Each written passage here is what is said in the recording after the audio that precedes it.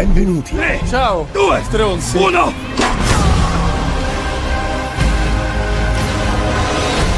Non è il posto più bello del mondo. Et bienvenue dans un nouvel épisode hors série de Ce n'est que du cinéma, un épisode, vous l'avez vu, spécial Sooner, consacré à notre partenaire Sooner. Et avant de vous rappeler, si vous ne connaissez pas, mais que faites-vous, ce qu'est la plateforme Sooner, je vais tout de suite donner la parole pour se présenter aux chroniqueurs-chroniqueuses qui sont autour de ce micro. Comment ça va, Julie ? Ça va très bien, et toi, Martin ? C'est en pleine forme. Évidemment. Et toi, mon bon Edouard ? Bonjour Edouard. Salut tout le monde, c'est Johnny. Il n'a pas pu s'empêcher de sortir le vieux Johnny. Ah là là, il est revenu. Et une toute nouvelle voix qu'on invite pour la première fois, on est super content autour de ce micro. Robin, comment ça va, Robin ? Ça va très bien, merci. Je vous remercie de m'accueillir ce soir dans cette très belle émission pour ce numéro. Cinéphile, parle-nous un petit peu de toi. Paris à la base, maintenant bruxellois depuis quelque peu. Oui, tout à fait. Alors, je vais pas faire tout le détail et éplucher mon CV. Ton rapport au cinéma, globalement. Mon rapport au cinéma. Et en fait, c'est pareil, sans rentrer trop dans les détails. Moi, j'adore le cinéma, je regarde beaucoup de films, je garde aussi du temps pour regarder des séries, pour lire, mais ça tourne quand même, ma vie tourne quand même beaucoup autour du cinéma. Et à un moment, j'étais un peu curieux je me suis demandé quand est-ce que ça avait commencé, donc j'ai demandé à mes parents, mais à quel moment j'ai commencé à regarder des films. En fait, ma mère, elle a fini par me dire, t'as commencé dès que t'as pu. Donc je pense que j'avais 3-4 ans, j'ai regardé les VHS, c'était à l'époque les VHS, je crois qu'il y avait au moins une VHS, si ce n'est 2, ça devait être celle de Robin des Bois et peut-être celle de Toy Story que j'avais tellement regardé qui était usée. Je pense que ça parlera pas trop aux jeunes qui grandissent avec Netflix, parce que l'idée de la cassette usée que tu peux plus regarder. Mais j'ai commencé comme ça et en fait j'ai jamais arrêté. C'est juste que après je suis passé au DVD. Maintenant je vais en salle. Maintenant je regarde sur ordinateur ou en tout cas en fichier numérique. Donc voilà, ça m'a jamais quitté. Trop bien. Alors du coup, quand je t'ai dit, écoute Robin, on fait un épisode spécial Sooner, tu t'as dit mais qu'est-ce que ce Sooner, tu as découvert cette plateforme, tu as avalé cette plateforme, enfin en tout cas tu t'es régalé et tu nous as sorti 4 pépites que tu avais peut-être déjà vu avant, que tu as reconnu sur la plateforme, que tu as découvert directement dessus. C'est des films que j'avais vus avant pour certains en salle, puisque effectivement j'ai un petit peu épluché le catalogue Sooner et c'est cela, l'idée c'était aussi de parler de films qui m'inspirent, qui m'ont marqué, donc c'est des films que j'avais eu la chance de voir pour la plupart en salle, des films avec lesquels j'ai un certain rapport, parce qu'on aura peut-être l'occasion d'en parler, mais la fille au bracelet par exemple, un des titres. Tu révèles déjà. Je révèle déjà, désolé. Ça sera peut-être écrit sur la vignette. Mais en tout cas, ce film-là, j'ai eu la chance d'interviewer son réalisateur par la suite, donc de nourrir ma réflexion et mon rapport à ces films-là. Donc effectivement, j'ai découvert le très beau catalogue de Sooner et j'ai été pioché dans ce catalogue-là, 4 films qui m'ont beaucoup plu. Et parfaite transition. Mais donc Sooner, si celles et ceux qui nous écoutent ne savent pas encore, c'est notre partenaire officiel. On est très content d'avoir ce partenaire parce que franchement, c'est pas compliqué. Il y a pratiquement il y a que des bons films en fait sur cette plateforme. Tu pourrais vraiment te bander les yeux, cliquer au hasard et il y a un bon film qui sort. Donc Sooner, c'est vraiment cette plateforme de streaming belge conçue pour les amoureux de cinéma et hyper riche au niveau de son catalogue. Et non seulement il y a des films vraiment primés dans les festivals, on a eu la chance d'en faire maintenant quelques-uns. Donc c'est sympa de les découvrir quand ils arrivent là, mais en plus il y a aussi des films vraiment à la demande qui viennent de sortir. On n'est pas sur du blockbuster de Spider-Man. Vous ne trouverez pas un blockbuster de Spider-Man sur Sooner, mais vous trouverez que des excellentes pépites. Et du coup, dans les 4, c'est le moment de les révéler. Tu nous as choisi Les Nouveaux Sauvages, qui est sorti en 2014, donc c'est Relatos Salvajes, avec mon accent de vache pas espagnol du coup.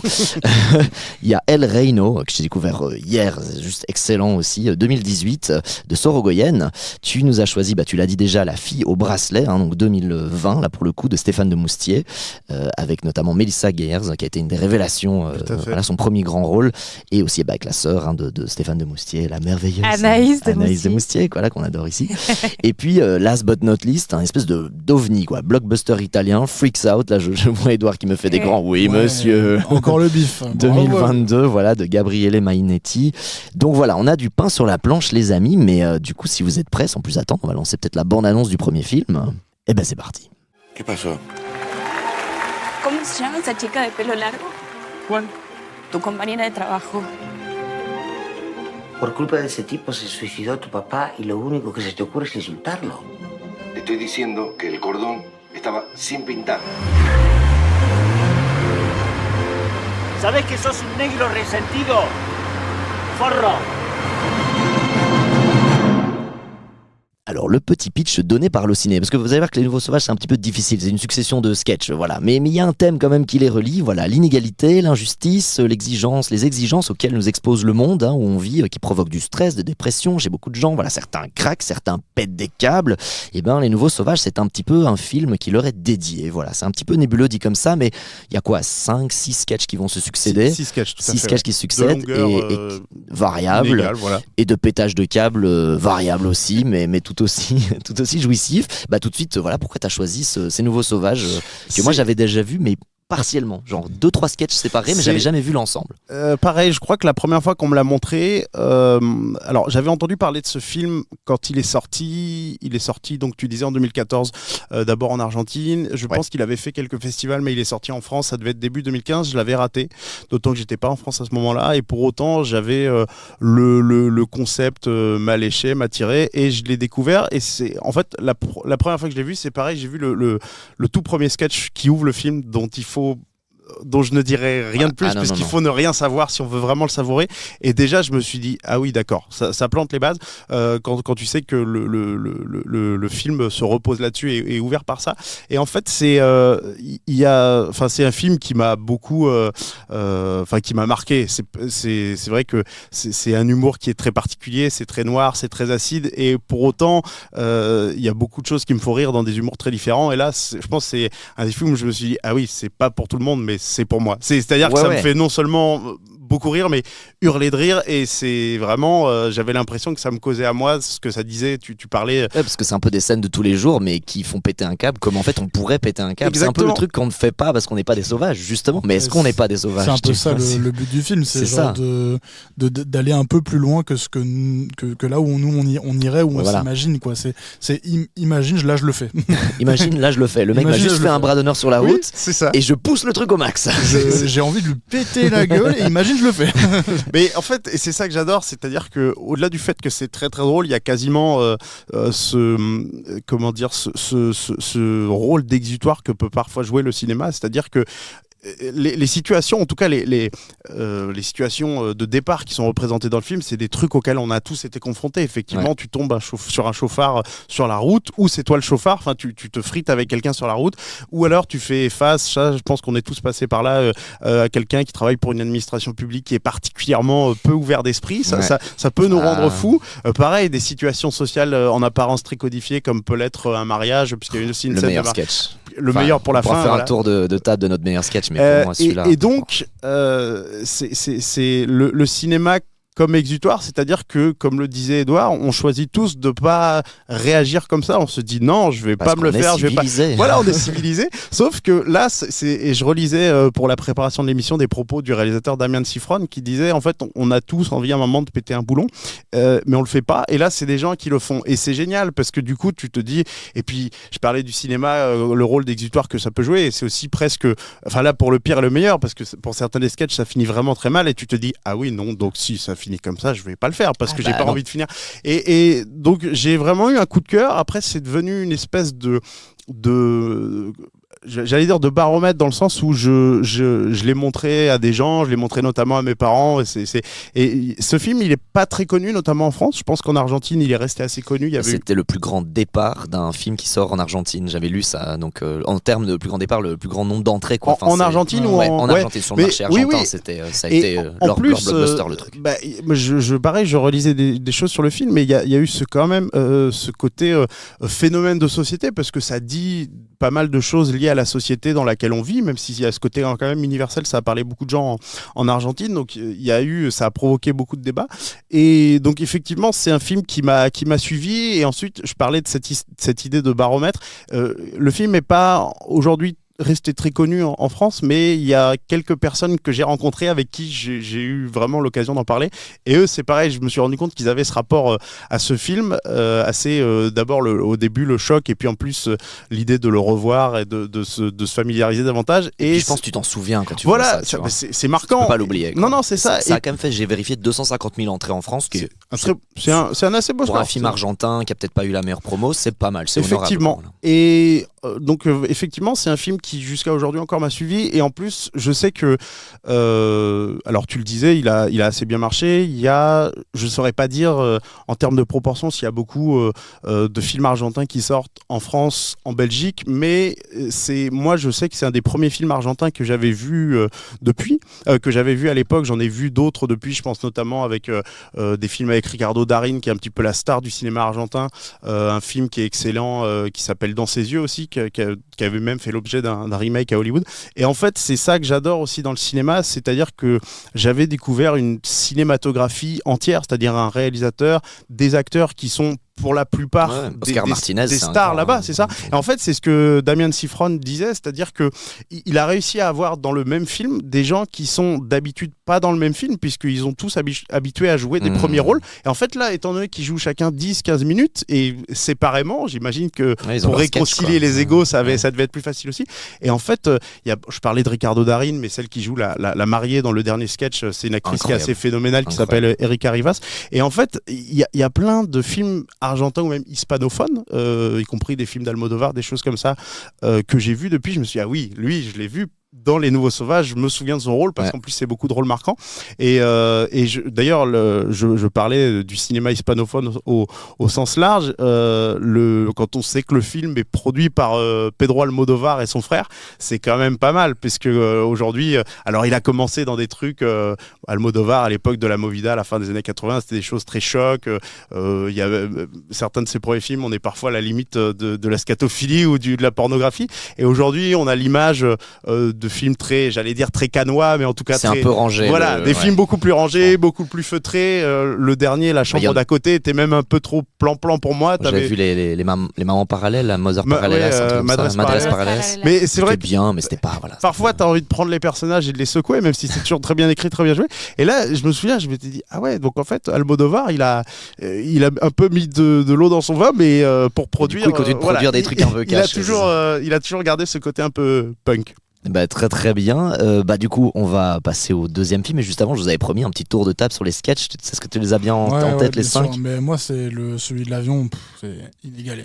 Ouais, de l'avion, c'est le tout premier, c'est la scène d'intro, quoi. Pasternak. Je le trouve, en fait, moi, c'est tout ce que j'aime, c'est-à-dire que tu as un build-up et ça build et tu sais pas où ça va. Tu le vois pas venir et tu dis, mais c'est quoi ce truc ? Et quand tu l'as, quand tu l'as, ça claque, c'est boum, c'est fini. C'est boum, ouais. C'est exactement. Boom, et tu t'es pris une belle claque et c'est tout. Il y a beaucoup de sketchs qui terminent en grosse explosion de TNT quand même. J'ai remarqué, franchement, il y en a au moins genre 4 sur 6 qui terminent avec un gros boom. Mais c'est là où ça te marque, quoi. Tu vois. C'est ça qui va rester parce que dans les. Que ce soit la dépanneuse, l'avion, c'est ça, tu vois. la voiture. En même temps, dans les films à sketch, il faut marquer parce que sinon t'oublies, tu vois. C'est clair. Genre, j'en pense à d'autres, genre des Buster Scruggs ou French Dispatch, tu vois. C'est vraiment des films très à sketch. Mais il y en a qui t'oublient un peu parce qu'ils sont un peu moins marqués. Et ici, pour le coup, c'est pas du tout inégal. C'est-à-dire que je pense qu'ils sont tous à un même niveau presque d'excellence, je trouve, qui est quand même vraiment. Enfin, honnêtement, j'ai pas vu un meilleur film à sketch que celui-là, je pense. Je crois que c'est un des top 1 et loin devant plein d'autres, tu vois. Il y avait Movie 43 qui avait été fait aux États-Unis, mais qui était très. Bon, ça, il faut le tanker. Hein. Genre, je crois qu'il y a un moment, un acteur qui avait des testicules sur la gorge ou un truc comme ça. Il n'y avait pas Hugh Jackman dedans? Oui, c'est lui, d'ailleurs. L'histoire de Leprechaun, ou je sais que s'en souvient. Et donc, bon, tu vois, ça, c'est des sketchs qui sont. C'est autre chose, mais c'est excellent aussi. En tout cas, les Nouveaux Sauvages, c'est. D'ailleurs, Cannes, je crois que c'est depuis les années 70-80 qu'ils avaient plus osé programmer un film à sketch comme ça. Donc, c'était vraiment le grand retour, parce qu'il était à présent à Cannes, d'un film comme ça. Enfin, c'est vraiment que ça avait marqué, quoi. En même temps, d'ailleurs, il a eu un Goya et un BAFTA pour. Logique. Au meilleur film non espagnol pour les Goya. Bon, c'est facile d'être en espagnol, mais c'était un film argentin. Donc ça t'aide dans la compétition non nationale, si tu veux. Et BAFTA, pareil, film étranger, ils l'ont eu tous les deux lauréats, quoi. Et très très bien, les amis. En tout cas, foncez sur ce Relatos Salvajes, les Nouveaux Sauvages.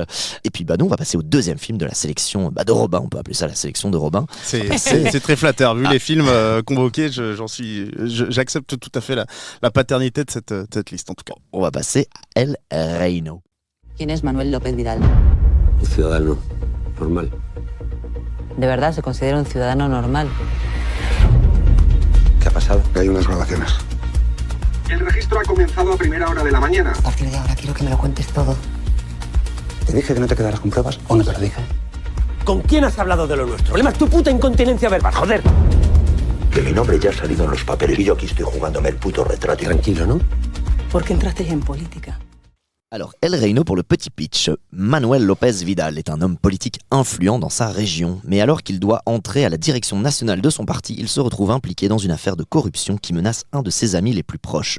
Pris au piège, il plonge dans un engrenage infernal. Donc film, on l'avait dit, de Rodrigo Sorogoyen avec Antonio de la Torre, Mónica López, Josep Maria Pou notamment. Alors je vous plante tout de suite le décor là c'est vraiment, on est sur un raz-de-marée des Goya, il est nommé 9 fois, il en a chopé 7. Ah, c'est pas compliqué, il a chopé meilleur montage, meilleure musique, meilleur second rôle, meilleur acteur, meilleur scénario original, meilleur réalisateur et même meilleur son. Enfin voilà, bon, c'est un braquage, El Reino, et pourtant moi j'étais passé à côté, je l'ai découvert hier et c'était vraiment succulent ce El Reino. En plus il se trouve que j'ai un petit peu travaillé en politique dans mes années précédentes, donc j'ai trouvé ça vraiment exceptionnel. Toi, pourquoi t'as choisi ce El Reino? Tu l'avais vu quand? Voilà, donc sorti en 2018 et dispo sur Sooner. Pareil, je l'avais vu à sa sortie. Alors, moi, il faut préciser que je parle pas espagnol et donc toute la partie, alors le terme est un peu pompeux, mais civilisation et culture espagnole, du fait que j'ai pas appris ça à l'école, j'en ai pas entendu parler, je connais très peu. Et tu vois, je parlais d'Almodovar avant, longtemps mon rapport avec le cinéma espagnol s'est résumé peut-être comme beaucoup d'autres gens à Almodovar, aussi pour des raisons historiques, puisque toute la période du franquisme, le scénario, le cinéma, l'industrie du cinéma était quasiment réduite à zéro. Donc Almodovar, ça a été, je disais, là on peut parler de la Movida, vraiment à mettre un coup de pied dans la fourmilière. Et donc tout ça pour cheminer jusqu'à El Reino, film que j'avais découvert presque par hasard. J'avais lu des bonnes critiques, j'avais vu des images qui me plaisaient, et puis je m'étais dit, bon, au pire, c'est une perte de temps plus qu'autre chose. Et pareil, j'avais eu un choc, et je parlais avant de cette idée de découvrir toute une industrie cinématographique, comme ça pouvait être le cas pour l'Argentine. Et là, pareil, j'ai découvert un réalisateur dont je ne connaissais pas les films et dont j'ai vu, je crois, tous les films depuis, à part peut-être le premier ou les deux premiers. Et d'ailleurs, toi, t'avais vu, je me tourne vers Jules, Las Bestas. Asbestas, oui. Et d'ailleurs, il y a aussi la série Los Años Nuevos qui a un énorme succès qui est sur Arte. J'avais oublié que c'était lui à la réalisation, voilà. Et il paraît que c'est exceptionnel, j'ai pas eu le temps de la voir. Il raconte du coup un couple en 10 épisodes sur 10 années en fait, donc assez original comme concept, à voir. Ouais. Il paraît que c'est assez fou, mais oui, en plus Sorogoyen il a fait de la télévision en plus du cinéma. Alors Julie, tu parlais de Los Años Nuevos, il a aussi fait une série que j'ai pas vue mais qui s'appelle Antidisturbios, qui est un récit policier, je crois, assez choc. Et donc oui, j'avais découvert El Reino, j'ai découvert les films qu'il a fait ensuite, comme Asbestas qui est excellent et qui n'a presque rien à voir, Madre qui était dans un registre beaucoup plus comment dire, en apparence en tout cas beaucoup plus doux. J'ai vu aussi son premier film qui est Dios nos perdone, donc il avait fait avant. Donc voilà, le choc de voir un réalisateur et un acteur aussi, Antonio de la Torre, puisque tout le film repose sur ses épaules, un réalisateur dont j'ignorais jusqu'à le nom, un milieu politique qui est très, puisque l'Espagne c'est très spécifique avec l'histoire des communautés, les différentes strates de gouvernement, la façon dont ça fonctionne, à la fois très codifié, à la fois assez universel, puisque ça parle de la corruption, la corruption morale et pas que des élites et des politiques. Alors vous en Belgique je sais pas trop, mais moi en France la corruption des élites politiques, on en entend parler un petit peu tous les jours aux infos. Vive les homards. Non, mais par contre, Sorogoyen, en interview, je te relance tout de suite une perche, avait bien expliqué que c'était important de ne pas nommer la couleur politique pour bien expliquer que c'était absolument à travers tous les chiquiers politiques. Et donc, on n'arrive pas dans le film à savoir de quel bord c'est. C'est vraiment le politique lambda et bien montrer que la corruption est présente partout. Et c'était vraiment un sujet qui était important pour lui d'en parler. À ma connaissance, c'est le seul, en tout cas à l'époque, c'était le premier film qui osait parler de la corruption en Espagne, qui est apparemment endémique quand même. C'est voilà, encore récemment, il y a encore des histoires qui sont sorties. Genre tous les 4 matins, il y en a une. Et donc voilà, ça a été quand même un peu couillu aussi de sa part d'en parler. Et il le fait, je trouve, avec brio, parce que c'est un thriller avant tout. Et en plus, ça prend le parti pris de suivre le personnage du politicien corrompu. Absolument. Pas des forces de l'ordre, pas du procureur, enfin, vraiment du côté de comment lui va se dépatouiller, s'accrocher aux branches, penser au début que tout va bien, et on suit ce personnage qu'on aime détester ou qu'on déteste adorer. C'est ça qui est brillant, c'est que c'est pas un film qui est, comme tu le dis, qui prendrait le parti. Il y a certains films, notamment dans le cinéma américain, quelqu'un, ça va être je sais pas, un personnage comme Erin Brockovich qui est seul contre tous, c'est le tout du film, qui part en croisade pour moraliser la vie publique. Là, c'est vraiment un personnage que, comme tu le dis, on adore détester ou qu'on détesterait, mais qui est humain. Et finalement, c'est le genre de personnage dont on aimerait se tenir à bonne distance. Et puis, en réfléchissant un peu, on se dit, est-ce que je réagis différemment de lui dans ces circonstances-là, peut-être, mais pas tant que ça non plus. Et c'est un film qui... comme tu le disais, qui a une vraie universalité dans son propos, c'est-à-dire que pendant tout le film, je pense que des yeux plus aiguisés que les miens sauraient reconnaître dans quelle partie d'Espagne ça se passe par rapport au décor, mais à aucun moment la région dans laquelle ça se passe c'est nommé. La couleur, juste de temps en temps, il doit rendre des comptes à Madrid, mais exactement. On ne sait pas où il est. Voilà, c'est tout. La couleur politique n'est pas nommée. Ça pourrait, comme tu le dis, il pourrait être du PS, il me semble que c'est le Parti populaire là-bas, le parti de droite, et aussi parce que c'est quelque chose, comme tu le dis, la corruption est endémique. Il y en a à gauche, il y en a à droite, il y en a à l'extrême gauche, à l'extrême droite. Donc c'est ça qui rend le film vraiment passionnant, et vraiment ça c'est le scénario qui est très solide, l'interprétation l'est également, mais ce que j'ai tous, ouais, vraiment, même des acteurs que tu vois il y a une scène sur un balcon là, oh là là, avec un sur-écoute là, et en plus ce que j'ai adoré dans la mise en scène de Rodrigo Sorogoyen, c'est que on est parfois vraiment à la limite du film de genre, c'est-à-dire qu'il y a des moments où c'est de la pure action, vraiment. Je pense notamment à une scène de poursuite en voiture qui se termine phare éteint, et quand j'ai vu ça, je me suis dit là, les films d'action hollywoodiens viennent de prendre 10 ans dans la face, viennent d'être ringardisés de 10 ans. Et même au niveau de la photo, il y a une photo très pro, j'ai envie de dire, en tout cas très gros blockbuster en tout cas. Il y a une photo qui est très lisse, qui est très léchée, pas lisse, très léchée. Exactement. Très pro, quoi, vraiment. Et c'est vrai que même dans la façon dont c'est mis en scène, parfois dans les affrontements, puisque ça devient quelque chose ça devient rapidement, ça prend rapidement la forme d'affrontement, on n'est même pas très loin du western. Et en fait, c'est ça aussi que j'ai adoré en découvrant les autres films de Sorogoyen, c'est qu'on sent que c'est un très bon cinéaste, mais même un grand cinéphile, et chacun de ses films est nourri d'œuvres et d'influences différentes, et c'est un vrai plaisir à voir. Et El Reno, pour ça aussi, ça avait été un choc, et c'est pareil, un petit peu comme pour Les Nouveaux Sauvages, je me souviens m'être dit waouh, je sais pas qui c'est ce gars, mais on n'a pas fini d'en entendre parler. Et c'est le cas, c'est ce que disait Julie, il a une très belle carrière au cinéma comme à la télévision, et je pense que à Cannes, à Berlin, à Venise ou ailleurs, je pense qu'il n'a pas fini de briller. Il y en a un qui est à Cannes dans la sélection de cette année, je sais plus le titre. De Sorogoyen. Je savais même pas qu'il sortait un nouveau film, d'accord. Voilà. Non, il a le vent en poupe à fond. Non, le film est vraiment merveilleux. Comme les 4 qu'on a choisis ici, c'est des films, si vous nous écoutez, et j'espère que vous nous écoutez toujours et que vous êtes bien concentrés, bien attentifs, c'est vraiment des films qu'il faut aller voir, parce que El Reno, moi j'en avais pas entendu parler. J'ai vérifié, il a fait que 60 000 entrées en France, c'était petit, et pourtant c'est monstrueux. Et El Reno, je savais pas non plus, mais ça veut dire le royaume, et on sent un petit peu, ça fait penser un petit peu à les Barons Noirs, il y a un aspect un peu comme ça, tu vois, exactement. Tu sens cette espèce de mafia politique, et d'ailleurs ils se comportent, ils sont tous les cheveux à gominer, une des premières scènes, ils sont sur un yacht en train de tous chiller avec leurs femmes, etc. Et t'es là, genre, tu sens que c'est les mêmes réflexes en fait, c'est mafia politique, voilà. Exactement. Et le principe de meute aussi que tu retrouves, se protéger entre eux, exactement. Et la scène finale est vraiment avec un brisage de 4e mur, je peux pas en révéler plus, mais vraiment il y a une scène sur un plateau qui est juste exceptionnelle, et tu sens qu'à un moment donné il lâche un dernier, le réalisateur lâche un dernier coup de poing pour s'adresser vraiment aux gens, aux spectateurs, pour secouer vraiment les gens, et je trouve que c'est hyper nécessaire, donc ça fait du bien ce film. Mais en plus c'est un sacré bon thriller, c'est pas un truc politique chiant qui dénonce, évidemment que c'est ça, que ça dénonce, pas que c'est chiant, mais c'est super bien fait au niveau du thriller, quoi, et de l'espionnage, du western, ça emprunte à plein de genres. La scène, des phares fermés, c'est un western. Exactement, c'est à celle-là que je pensais. C'est un western avec des bagnoles. C'est trop bien. Bon, trop cool, en tout cas, foncez voir ce El Reno, et n'hésitez pas à nous dire ce que vous en avez pensé. Nous, on va passer au 3e film de la sélection de Robin. On va passer à La fille au bracelet. Le corps de la victime présentait 7 plaies de profondeur variable, mais qui ont toutes été provoquées par le même objet tranchant type couteau de cuisine. Mademoiselle Bataille, quelles étaient vos relations avec la victime Flora Dufour? On était amis, meilleurs amis.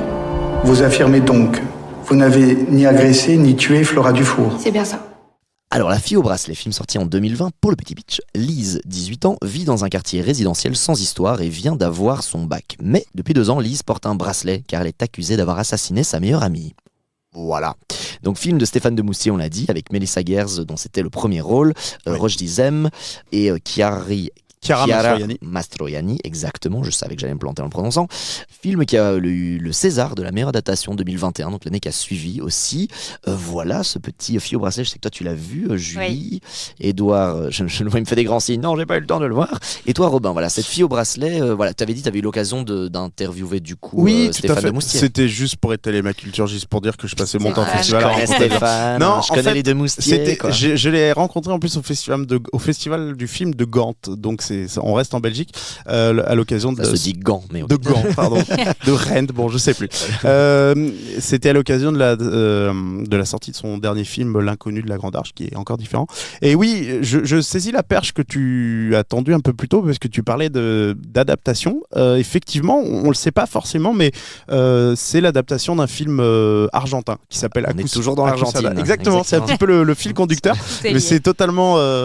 Quand j'ai choisi les films, en tout cas, c'est proposer les films. En tout cas, c'était pas quelque chose de conscient, mais c'est un cheminement qui est assez intéressant puisque lui, je lui avais posé la question puisque lui, c'était son peut-être deuxième ou troisième film, mais tu te dis de faire un remake quand tu es cinéaste débutant, c'est pas forcément quelque chose de très naturel. Et en fait, lui, il disait qu'il m'avait raconté qu'il avait été approché par un producteur pour faire le remake d'un film qui était Akusada. Il avait été déjà tourné, en tout cas il était déjà en production, et en fait Demoustier il s'en est inspiré assez librement, c'est-à-dire qu'il m'a dit, ce qu'il racontait, c'est qu'il a lu le scénario du film original une fois pour savoir de quoi ça parlait. Et en fait, il s'en est servi comme d'un canevas dont partir. Une étincelle, c'est le terme, je crois, qu'il avait utilisé, un bon point de départ, mais il s'en est totalement affranchi. Je crois même pas qu'il a vu le film original, il est vraiment parti de ce postulat-là. Et en fait, moi j'ai vu les deux films à quelques mois d'écart, l'un au cinéma puis l'autre en DVD.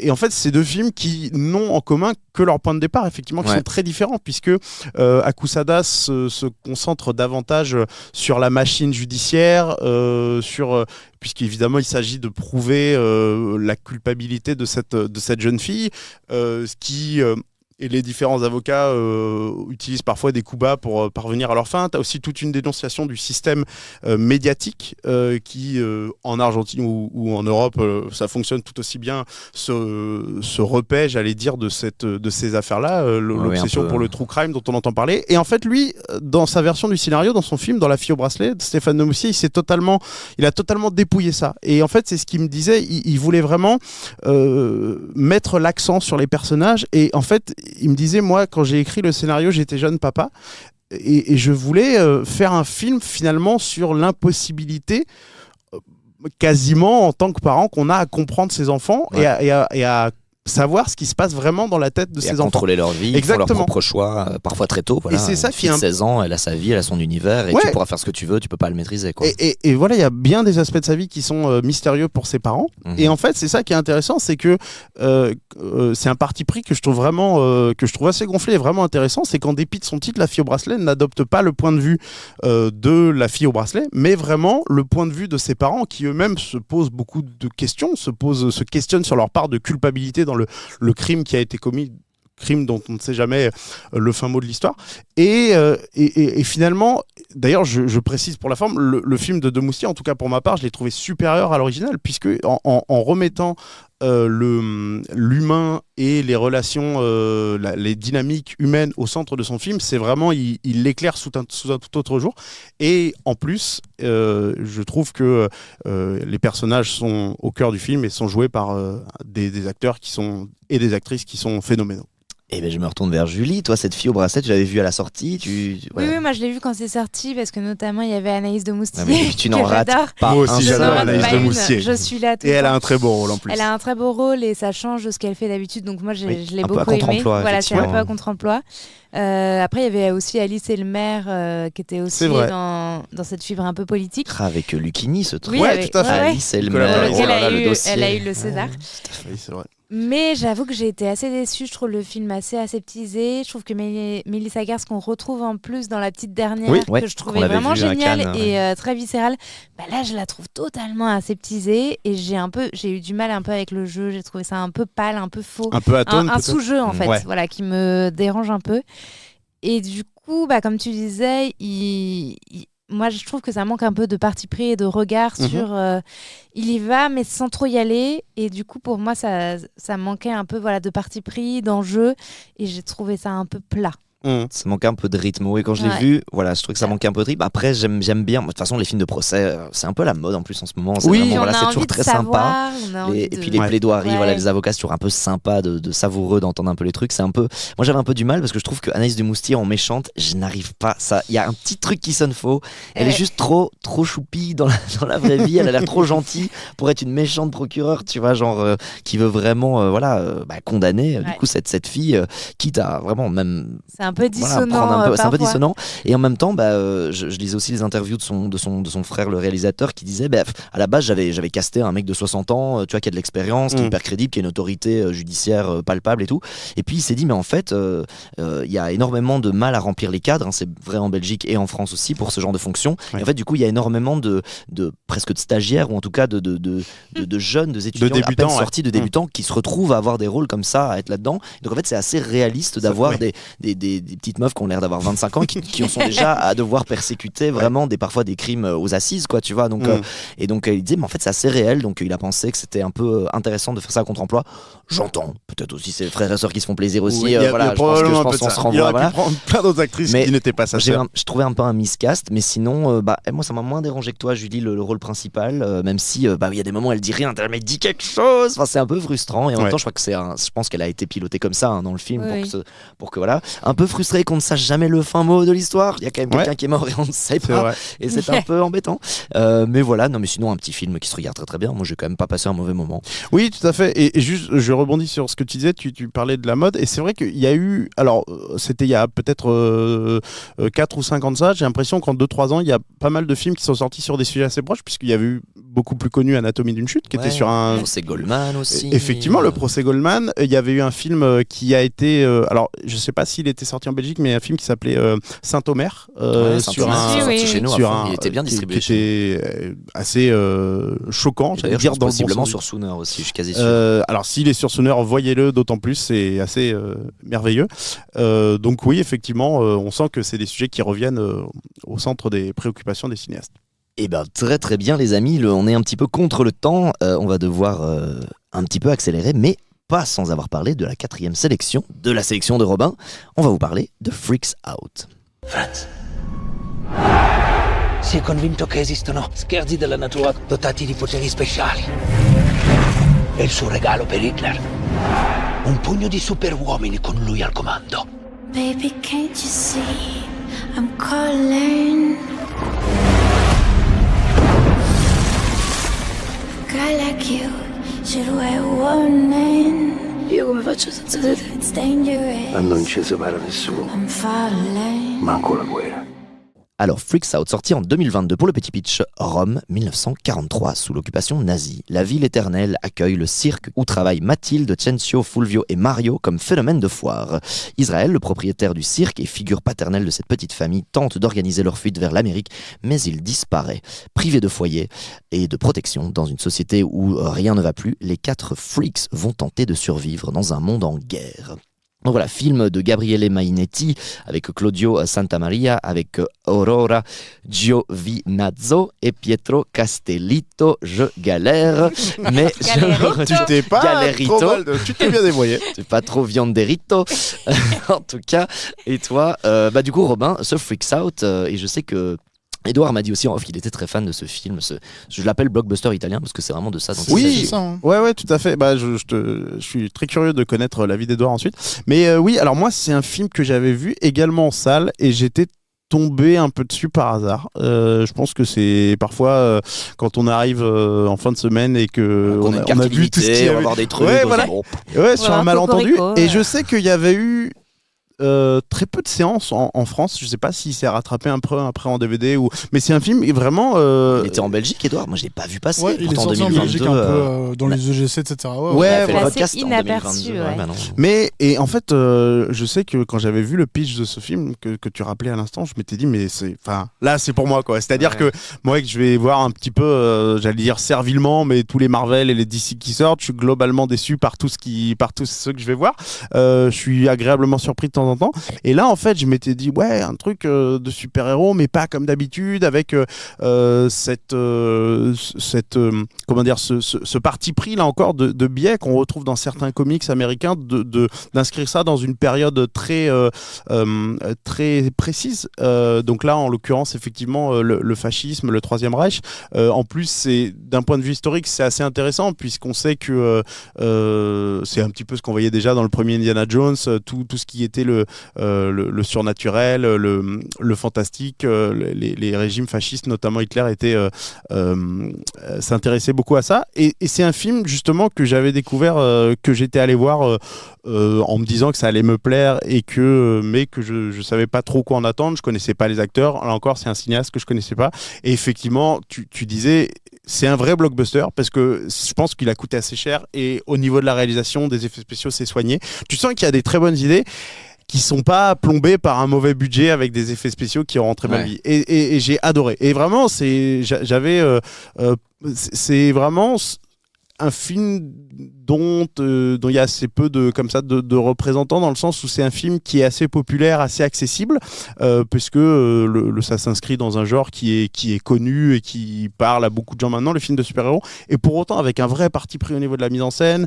Ouais, les films de cirque aussi, moi j'adore. Oui, exactement. Et la même année, il y avait Nightmare Alley de Guillermo del Toro. Exactement. Et j'adore quand c'est poisseux, le cirque de cette époque-là, c'est génial. J'y avais pas pensé, mais il y a des vrais parallèles à faire entre les deux films, et c'est vraiment le monde que ça donne à voir, c'est passionnant. Edouard Mour-Edouard. Ouais, moi du coup je l'avais découvert au BIF, voilà, on vient d'en parler. Merci le BIF. Merci le BIF, voilà, les 135 films. Bravo le BIF. Et donc du coup Gabriele Meniti a aussi réalisé dans mon top 3 cette année-ci, Forbidden City, c'était également lui, le film italo-chinois que j'ai loupé puisque il a été très peu distribué hors festival. Évidemment, et donc en fait là Freaks Out, moi je le voyais un peu comme je suis très Burton, très un peu ce que je disais tout à l'heure, c'est que c'est un peu Miss Peregrine rencontre les X-Men, c'est exactement ça. C'est une très bonne description. Ils auraient dû mettre ça sur la jaquette du DVD. Ouais, c'est ça, tu vois. Et donc, non, on va voir ces personnages-là qui sont, beaucoup plus, à échelle humaine. C'est pas du tout des gros super-héros, etc. Ils ont des pouvoirs qui sont d'ailleurs aussi pas extrêmement utiles à 2000%. C'est pas quelqu'un qui peut voler ou qui peut, j'en sais rien, moi, transformer. Bref, j'ai pas d'idée. Transformer des choses. Et non, c'est des pouvoirs qui sont petits, mais qui, en fait, ils ont juste décidé de se liguer contre un immense système qui s'appelle les nazis.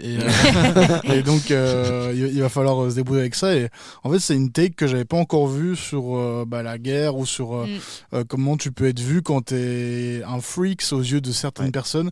Donc je pense que ça met aussi en relation ces choses-là, et d'une manière vachement intelligente. Et en effet, les effets spéciaux, il n'y a rien qui fait cheap, c'est ultra bien foutu. 2h21 quand même, et c'est pas chiant une seconde. Il n'y a pas de longueur. Non, vraiment, et c'est très rare selon moi pour le noter. Souligner, Et je rebondis sur quelque chose que tu disais à l'instant. C'est vrai que ce qui est vraiment intéressant dans le film, c'est la thématique des pouvoirs qu'ils ont. Et en fait, ça, c'est quelque chose qu'on retrouve aussi dans beaucoup de comics américains. C'est-à-dire que ce pouvoir avec lequel il faut parfois cohabiter, qu'il faut parfois apprivoiser, ça devient la métaphore de quelque chose. Et là, c'est pareil. En fait, tu sens que le terme de freaks, c'est celui du film. Il est vraiment bien trouvé puisqu'ils font... c'est des gens qui sont différents. C'est des gens qui sont, pour le dire comme ça, de travers. Des misfits, quoi. Ouais, exactement. Et en fait, c'est pareil. Quand Edouard, tu parlais des X-Men, on sait que les intrigues des comics des X-Men dans les années 60, c'était une métaphore pour le racisme, le traitement des personnes, des minorités, on va dire, des personnes qui étaient soit noires, soit homosexuelles, avec exactement les luttes dans lesquelles ils devaient s'investir au quotidien. Et je trouve que forcément les films de super-héros dont je parlais, qui sortent aujourd'hui majoritairement américains, ça veut s'adresser s'adresser à un public de plus en plus large. Donc ça a perdu un peu ça s'est un petit peu dilué. Et là, je trouve que Freaks Out renoue avec cette grande tradition. Et c'est, en plus d'être magnifique sur la forme, c'est passionnant sur le fond, avec ce que ça induit justement d'un point de vue de cette métaphore. Mais aussi, en fait, le fait qu'il y ait ces 4 personnages qui sont hyper attachants, je trouve que ça crée justement, on a envie de les suivre, on a envie de les découvrir. Et je trouve que la première scène est vraiment formidable. En voyant cette scène, je me dis, j'ai rarement vu une aussi belle scène au cinéma. C'est magique. En fait, on se fait totalement embarquer. Et puis d'un coup, le titre arrive et je me dis, ah ouais, j'ai déjà regardé un quart d'heure du film. Mais c'est passé comme ça parce qu'on est hypnotisé, en fait. Et c'est absolument sublime, je trouve, l'univers qu'ils ont réussi à créer. Donc, chapeau. Trop bien. Si vous voulez voir un blockbuster italien qui dit et qui fait des choses intelligentes, foncez sur ce Freaks Out. Bon, nous on arrive déjà à la fin de cet épisode, mais merci Robin de nous avoir amené ta sélection Sooner. Merci à vous de m'avoir invité, de m'avoir écouté parler. À mon avis, ce sera pas la dernière sélection Sooner qu'on fait. Nous on espère que cet épisode vous a plu, voilà, et que vous allez bien, quelle que soit l'heure à laquelle vous nous écoutez, voilà, le matin, le midi, le soir. Bon appétit. Bon appétit. Toi, tu sens que les gens sont en train de manger. Tout le monde est en train de manger. On est toujours entre 2 repas ou un repas, ça marche toujours. Nous, il est 9h05 du soir, voilà, comme ça vous savez tout. Une petite vie dans ce studio. On n'a plus aucun secret. Voilà. Bon, allez, ciao les amis, et prenez soin de vous. Ciao. Au revoir. Ciao. Comme elle lui a piqué sa chute là. Non.